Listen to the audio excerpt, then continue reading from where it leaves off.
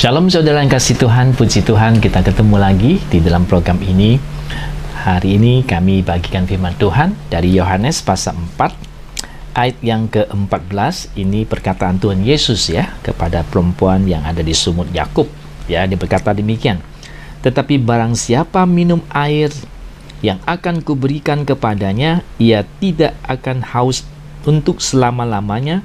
Sebaliknya air yang akan kuberikan kepadanya akan menjadi mata air di dalam dirinya dan terus-menerus memancar sampai kepada hidup yang kekal. Puji Tuhan.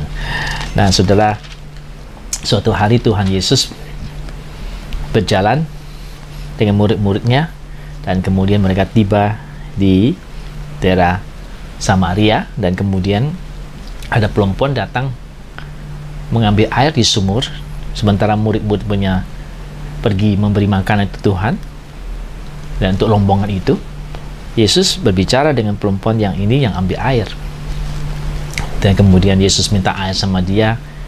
Dia bilang, kamu orang Yahudi, kenapa minta air sama kami orang Samaria? Karena orang Yahudi sama Samaria itu tidak kayak tidak berhubungan ya, mereka itu kayak musuh begitu ya. Tetapi ya, itu sejarahnya zamannya Salomo. Setelah Salomo anaknya kerajaannya pecah, kemudian mereka terpisah jadi dua kerajaan itu ya. Itu kisahnya seperti itu, sehingga menyebabkan antara orang Samaria, orang Yahudi, Yehuda, ya itu ada masalah gitu ya. Terus sampai pada zaman Tuhan Yesus mereka hubungannya mungkin masih belum baik. Nah, pada waktu itu Yesus minta air sama dia. Dia bilang, masa kamu minta air sama saya? Enggak, orang Yehuda. Kami orang Samaria. Nah, Yesus sebenarnya ingin menyampaikan berita firman Tuhan untuk dia akhirnya kan, yang akhirnya menyelamatkan banyak orang sampai seluruh kota orang itu datang ke Tuhan Yesus. Kisahnya di situ.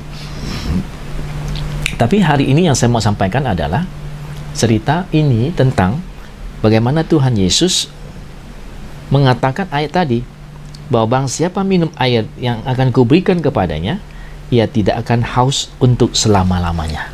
Nah, saudara, ini adalah apabila kita terima Tuhan di dalam hidup kita, akan ada kepuasan yang tersendiri yang akan Tuhan lakukan untuk kita yang percaya kepada Dia, dan itu akan membuat kita bisa hidup dengan baik, hidup dengan kudus di hadapan Tuhan, tidak lagi hidup dengan berbagai dosa ataupun berbagai ikatan yang ada di dalam hidup ini. Karena dikatakan di sini, minum air yang kuberikan kepadanya, ia tidak akan haus lagi, karena Tuhan akan memuaskan hidup orang itu. Nah, banyak kali kita punya kehidupan begitu berantakan karena di dalam hati kita nggak ada Tuhan. Banyak kekosongan terjadi di sana sehingga kehidupan kita menjadi berantakan. Saya teringat akan ada satu seorang bapak yang hidupnya seperti itu, berjualan dengan memakai juga ya, jual juga obat narkoba ya, sampai suatu hari ya, hidupnya tentu hidup seperti itu nggak enak ya, hidup dengan penuh keterikatan, hidup dengan penuh dengan kekosongan di dalam jiwanya.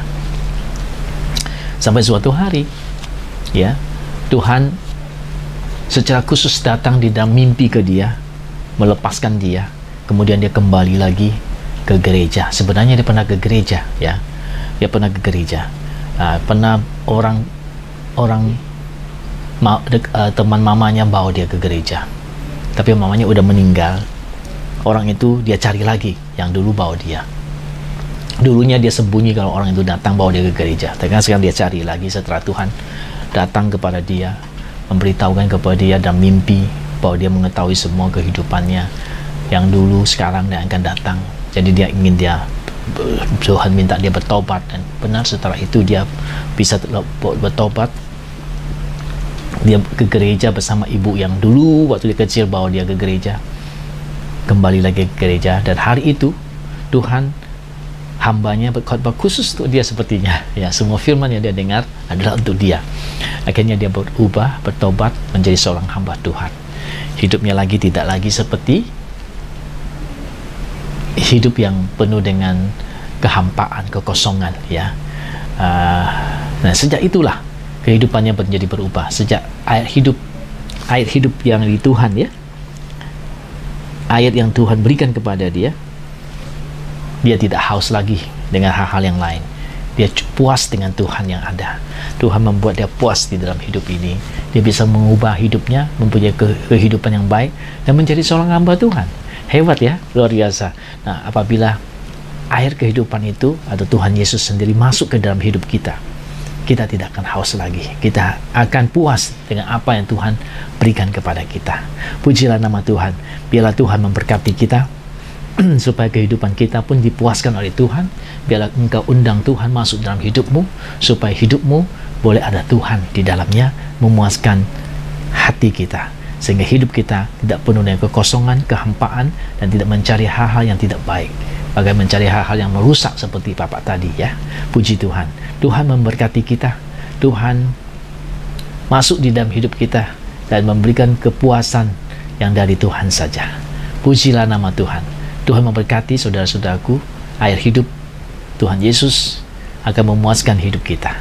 Miliki Dia, kita akan tidak kehausan lagi. Seperti perempuan Samaria tadi, dia tidak kehausan lagi karena ada Tuhan yang memuaskan segala isi hatinya, dan hidup yang gak jadi kosong lagi.